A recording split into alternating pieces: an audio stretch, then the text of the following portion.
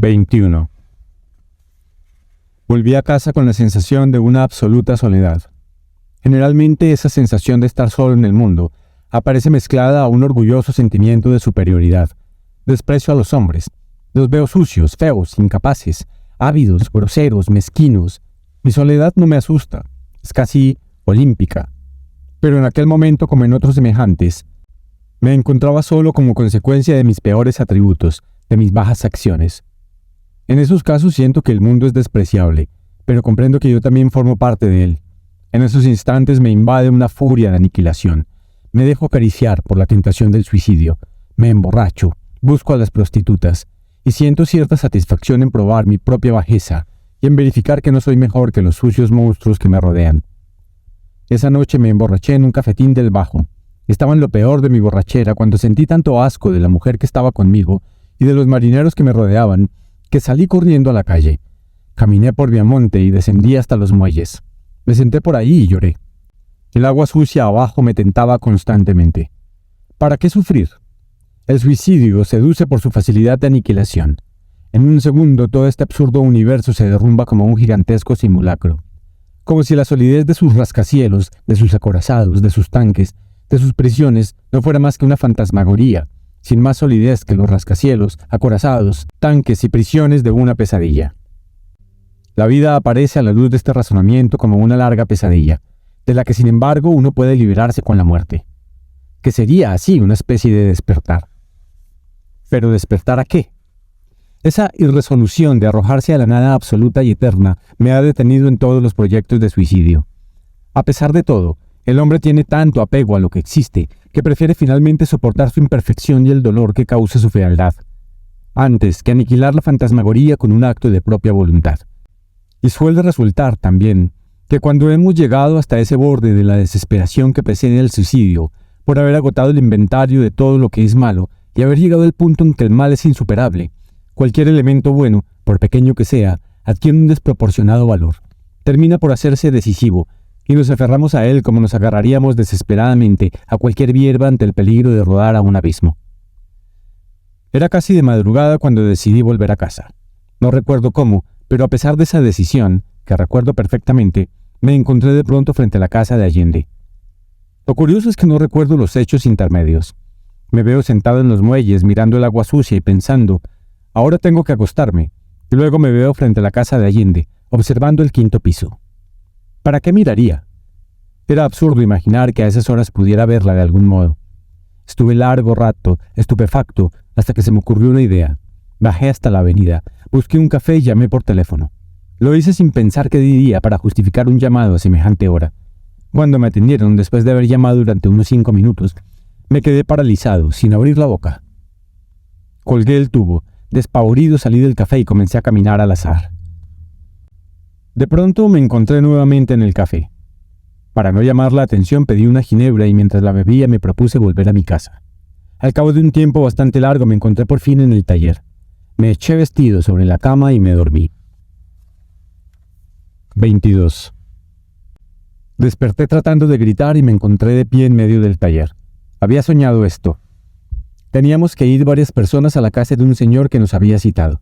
Llegué a la casa, que desde fuera parecía como cualquier otra, y entré. Al entrar tuve la certeza instantáneamente de que no era así, de que era diferente a las demás. El dueño me dijo, lo estaba esperando. Intuí que había caído en una trampa y quise huir. Hice un enorme esfuerzo, pero era tarde, mi cuerpo ya no me obedecía.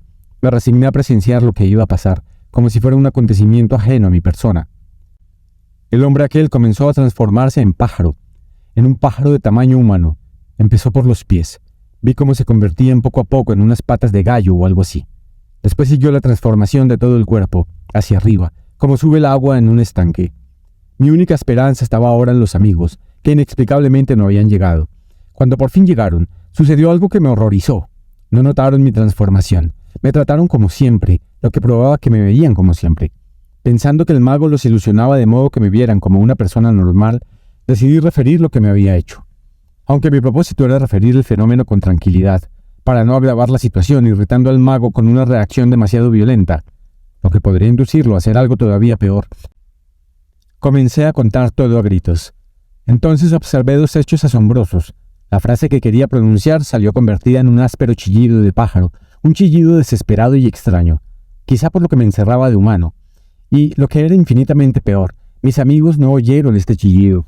Como no habrán visto mi cuerpo de gran pájaro, por el contrario parecían oír mi voz habitual diciendo cosas habituales, porque en ningún momento mostraron el menor asombro. Me callé espantado. El dueño de la casa me miró entonces con un sarcástico brillo en sus ojos, casi imperceptible, y en todo caso solo advertido por mí. Entonces comprendí que nadie, nunca, sabría que yo había sido transformado en pájaro. Estaba perdido para siempre, y el secreto iría conmigo a la tumba.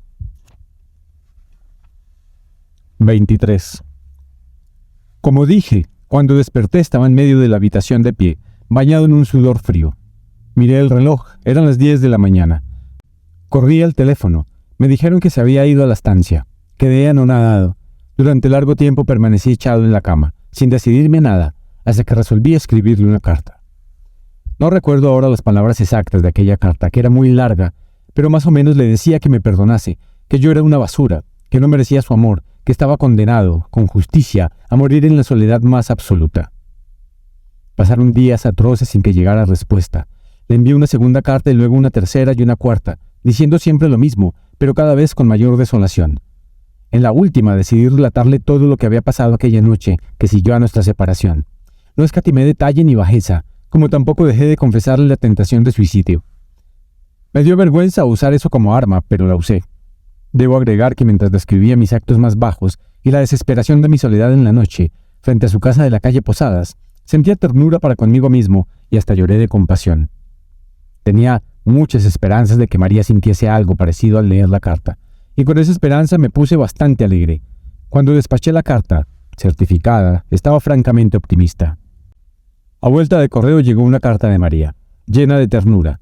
Sentí que algo de nuestros primeros instantes de amor volvería a reproducirse, si no con la maravillosa transparencia original, al menos con algunos de sus atributos esenciales. Así como un rey es siempre un rey, aunque vasallos infieles y pérfidos lo hayan momentáneamente traicionado y enlodado. Quería que fuera a la estancia. Como un loco preparé una valija, una caja de pinturas y corrí a la estación Constitución. 24. La estación Allende es una de esas estaciones de campo con unos cuantos paisanos, un jefe en mangas de camisa, una volanta y unos tarros de leche. Me irritaron dos hechos, la ausencia de María y la presencia de un chofer. Apenas descendí, se me acercó y me preguntó, ¿es usted el señor Castel? No, respondí serenamente. No soy el señor Castel. Enseguida pensé que iba a ser difícil esperar en la estación el tren de vuelta. Podría tardar medio día o cosa así. Resolví con mal humor reconocer mi identidad. Sí, agregué casi inmediatamente. Soy el señor Castel. El chofer me miró con asombro. Tome, le dije entregándole mi valija y mi caja de pintura. Caminamos hasta el auto. La señora María ha tenido una indisposición, me explicó el hombre. ¿Una indisposición?, murmuré con sorna. ¿Cómo conocía sus subterfugios? Nuevamente me acometió la idea de volverme a Buenos Aires, pero ahora, además de la espera del tren, había otro hecho. La necesidad de convencer al chofer de que yo no era efectivamente Castel, o quizá la necesidad de convencerlo de que, si bien era el señor Castel, no era loco. Medité rápidamente en las diferentes posibilidades que se me presentaban, y llegué a la conclusión de que en cualquier caso sería difícil convencer al chofer. Decidí dejarme arrastrar a la estancia. Además, ¿qué pasaría en caso de volverme? Era fácil de prever porque sería la repetición de muchas situaciones anteriores. Me quedaría con mi rabia, aumentada por la imposibilidad de descargarla en María. Sufriría horriblemente por no verla. No podría trabajar, y todo en honor a una hipotética mortificación de María. Y digo hipotética porque jamás pude comprobar si verdaderamente la mortificaban esa clase de represalias. Hunter tenía cierto parecido con Allende. Creo haber dicho ya que son primos. Era alto, moreno, más bien flaco, pero de mirada escurridiza. Este hombre es un abúlico y un hipócrita, pensé. Este pensamiento me alegró, al menos así lo creí en ese instante. Me recibió con una cortesía irónica y me presentó una mujer flaca que fumaba con una boquilla larguísima. Tenía acento parisiense. Se llamaba Mimi Allende. Era malvada y miope. Pero ¿dónde diablos se habría metido María? ¿Estaría indispuesta de verdad entonces? Yo estaba tan ansioso que me había olvidado casi de la presencia de estos entes, pero al recordar de pronto mi situación me di bruscamente vuelta, en dirección a Hunter para controlarlo. Es un método que da excelentes resultados con individuos de este género.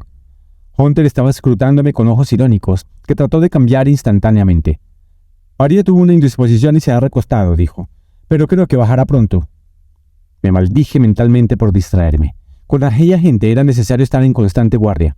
Además, tenía el firme propósito de levantar un censo de sus formas de pensar, de sus chistes, de sus reacciones, de sus sentimientos. Todo me era de gran utilidad con María. Me dispuse, pues, a escuchar y ver, y traté de ser en el mejor estado de ánimo posible. Volví a pensar que me alegraba el aspecto de general hipocresía de Hunter y la flaca. Sin embargo, mi estado de ánimo era sombrío. «Así que usted es pintor», dijo la mujer míope, mirándome con los ojos semicerrados, como se hace cuando hay viento con tierra. Ese gesto, provocado seguramente por su deseo de mejorar la miopía sin anteojos, como si con anteojos pudiera ser más fea, aumentaba su aire de insolencia e hipocresía. «Sí, señora», respondí con rabia. Tenía la certeza de que era señorita. «Castell es un magnífico pintor», explicó el otro. Después agregó una serie de idioteces a manera de elogio, repitiendo esas pavadas que los críticos escribían sobre mí cada vez que había una exposición. Sólido, etc.